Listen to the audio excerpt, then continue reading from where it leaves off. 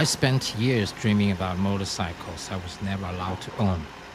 Not because I couldn't afford them, because the law says no.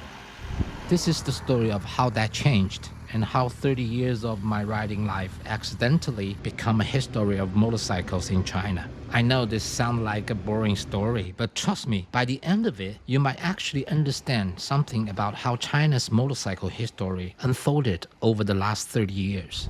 For me, everything started with magazines. In 1990s China, if you wanted information about motorcycles, motorcycle magazines were basically your only option. And I'm pretty sure that back then, most people couldn't actually read the spec sheets inside those magazines. I was definitely not one of the few who could. I couldn't read the specs. Yes, but I could read the pictures. And honestly, pictures were enough. Just like every other boy my age, I could read those beautiful motorcycle pictures, those images that kept making me imagine myself on every single one of those beautiful machines. That's how the seed got planted. I started paying attention to motorcycles, even if it was just a bike parked on the roadside, even if I knew absolutely nothing about it. I would stop and stare, really stare. I think you probably went through that same phase. That phase where motorcycles are all you think about, where you can't stop imagine how cool you are going to look once you actually riding one. Once I was hooked, I started doing research, started thinking about buying one, and that's when I hit a wall that every single rider in Shanghai at that time already knew about. Any motorcycle above 250cc could not be legally registered in Shanghai. That's it. No plate, no road, no dream. I know that sounds insane. This regulation was eventually abolished around 2001 when China officially joined the WTO. Today you can legally register any motorcycle, any brand, anywhere in China. But back then, the bike you could actually buy and legally ride, not that many options. Also, it was almost embarrassing. And worse, they basically all looked identical, like what you are seeing right now. Remember, I was someone who had been staring at magazine photos of incredible machines for all over the world. There was no way these bikes were going to do it for me. To be fair, from 1950s all the way through 80s and 90s, motorcycles in China were built to be tools for carrying people, for hauling cargo. The idea of motorcycle as something you ride for fun, as a toy, that wasn't really how most people thought about it. So it makes sense. But for me, I couldn't resist that sound, that two-stroke engine, that smell of oil mixed into the exhaust. So I was stuck, torn, dreaming about bikes I couldn't have, staring at a machine that didn't excite me at all. And then I met someone. This person told me there was another way to get the bikes from the magazines. It hit me like a lightning bolt, literally.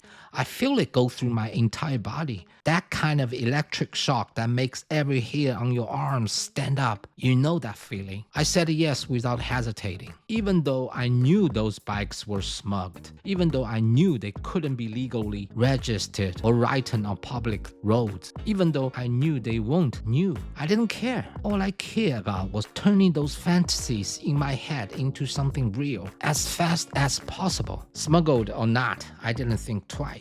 And just like that, I got my first bike, a 1992 Honda CB400. If I remember correctly, that was around 1996. That was the beginning for me. And once you are in that world, the world of smuggled bike with no plate and no legal rights to be on the road, somehow that only makes it more addictive. I knew it was wrong. I just didn't care enough to stop one bike after another. CB750, R1, CBR 1000 RR, each one bigger than the last. Group rides, wheelies.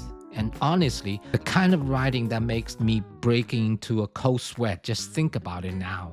Which is probably why I now make videos about motorcycle safety and the psychology behind how riders actually think. Maybe this is my way of seeking redemption, I suppose. I'm genuinely grateful I survived those years, that I'm still here quietly writing motorcycle scripts instead of being a cautionary tale. By around 2010, if I remember right, you could finally start to find Main Street international brands in Shanghai. Harley came first, then Kawasaki, then BMW, etc., etc.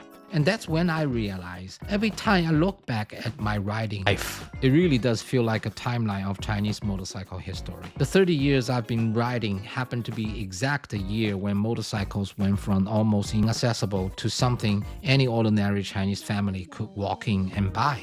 Well, today is complete different story now. Young riders in China can buy whatever they want, with more choice than ever. The magazine I grew up with are long gone. In their places, official motorcycle websites, reviews, YouTube channels. And I've gone from being a traditional Chinese GSXer in my 20s to a mid-aged man who thinks too much about why riders do what they do. But I genuinely treasure that time, even though I knew nothing about bike back then. Even though the bikes I had weren't anything special by today's standards. I'm glad I have those memories. Just like making this channel and sharing this story with you. I already know that a few years from now, this will also be something I look back on with the same feeling.